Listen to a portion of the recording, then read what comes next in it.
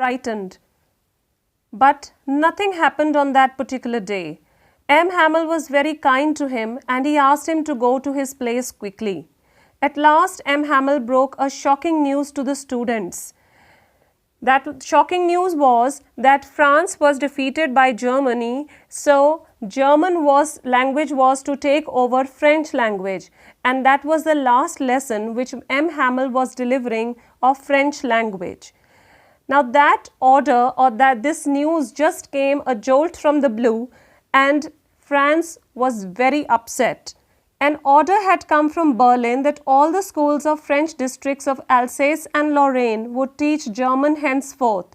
A new teacher would come to teach German. M. Hamel announced that he would leave that school for good the next day. He had been there in teaching the students in Alsace and Lorraine, where France was his student. He had been teaching it for nearly more than 20 years. So it was a long time. Surprisingly, many village elders had come to the school to honor M. Hamel. He was delivering his last lesson in French.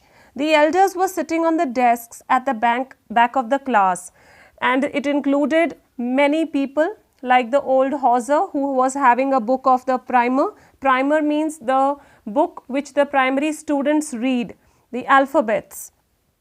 Then there was the postmaster, the former mayor, who all were seated in order to hear the last lesson of French.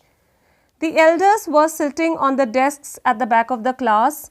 M. Hamel was a transformed person. He didn't use his ruler when France got mixed up and confused. So when France was asked by M. Hamel to explain the lesson on participles, so he did not scold him anything because France was nervous, he couldn't complete it properly.